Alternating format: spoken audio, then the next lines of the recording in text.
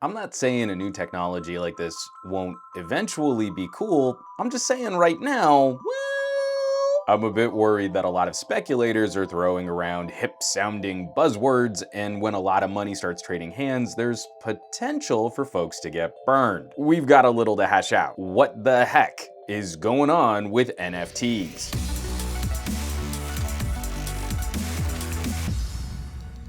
And while you're out there trading that crypto and the fungibles, make sure you carve out some time to keep up with all the work here on reviews.org. Those buttons down below, not just for show, it's how you keep the algorithm happy. NFTs. I'm sure those three letters have probably been brought to your attention over the last year. They're new, they're cool, they're hip. Everybody's doing them. So why are we putting out a buyer beware on this exciting new technology? Let's start breaking this down. First, what is an NFT? Non-fungible token. It's a token that can't be funged. There you go, clear as mud. There are numerous resources detailing the technology and explaining it. I'm going to oversimplify a little over this video, but even just starting with a read through the Wikipedia entry on NFTs can help describe this in more detail. For the purposes of this video, there's an online register of transactions. This register lives on numerous computers and it's public, so every time a new transaction happens, every computer hosting this list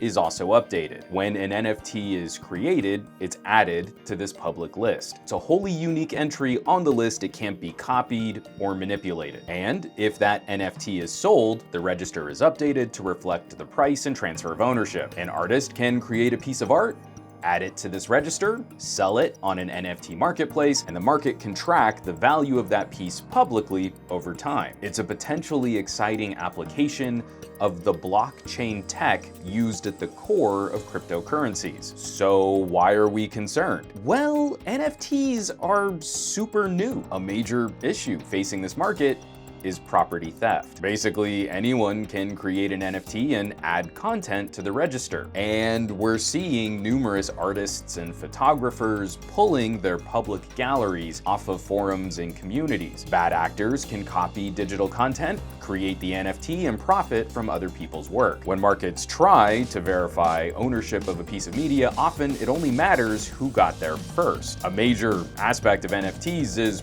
properly crediting and supporting the people who create the content. In these early days, folks trading NFTs might not realize they're just enriching scammers. Which brings us to the scary idea that NFTs aren't what people think they are. Compounding that previous issue, a lot of people might not fully understand what it is they're buying. Say you buy the NFT of a photograph. You would think, hey, I own this photograph. But what does that mean in a digital landscape where content like photos can be perfectly duplicated? Here's one of the major issues of the online register. It takes a ton of energy around the world to maintain the blockchain, and most of that data is just a record of receipts and transactions. That photo you bought as an NFT probably doesn't live in the register. Music, higher quality images, videos, these things are too big to live on the NFT register, as each of those files would then need to be duplicated across every computer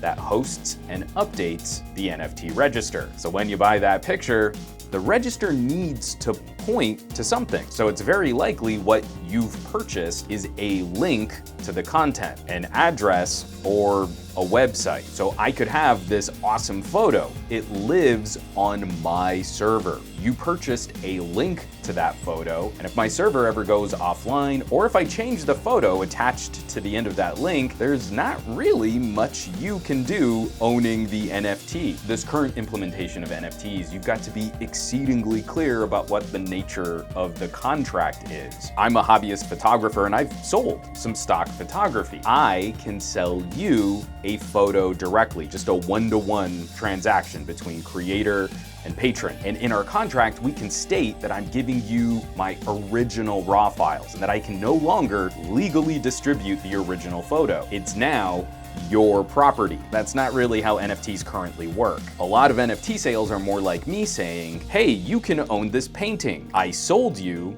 the address to where the painting is. And then a couple months later, you drive by just to check up on your painting and it's been replaced with dogs playing poker. See, these metaphors get really tricky, but that's one of the challenges of investing in a new technology. We need to update the language and terminology we use to describe this kind of distribution. And lastly, NFT prices are easy to manipulate. Value is really difficult to quantify. How much is something worth? Well, it's worth as much as someone else is willing to pay for it. But in a market which is built on heavy speculation with little regulation, we should expect numerous flavors of valuation scams. I can't detail every way that can happen currently, because there's a lot, but one very easy example to describe. A bad actor can create an NFT. Then that individual can create multiple accounts to buy and trade NFTs. Using those multiple accounts, they can sell the NFT to themselves at increasing rates. So you mix in a little social media like, oh wow, look at how hot this NFT is selling. If they've successfully built any buzz for the NFT, someone might try to snatch it up and be a part of this exciting new marketplace. What is the intrinsic value of that piece of media? It's worth whatever someone is willing to pay for it. But that doesn't always mean it's going to continue increasing in value. Can confirm I was born into the Beanie Baby generation. So wrapping this all up, I'm very positive on the future of NFTs. I think there's a radical idea here. As this technology matures, we'll discover aspects of blockchain that democratize online transactions, can provide for unique experiences in multimedia and gaming, and will augment traditional financial interactions. In this current form though, my big fear is that we're selling an idea of NFTs that doesn't quite match up with the current reality of NFTs. It's in situations like that, while we field test a new technology, that the goodwill of consumers can be taken advantage of. And there, folks can lose a lot of money. This is absolutely a market to keep an eye on, but with a healthy dose of buyer beware. But I want to throw this out to the folks watching these videos. Have you done business on any NFT marketplaces? Do you have any advice for folks interested in giving this a spin? Drop us some of them tasty comments down below. As always, thanks so much for watching, for sharing these videos, subscribing to the channel. For reviews.org, I'm Juan Carlos Bagnell, aka Some Gadget Guy, and I will catch you all on the next video.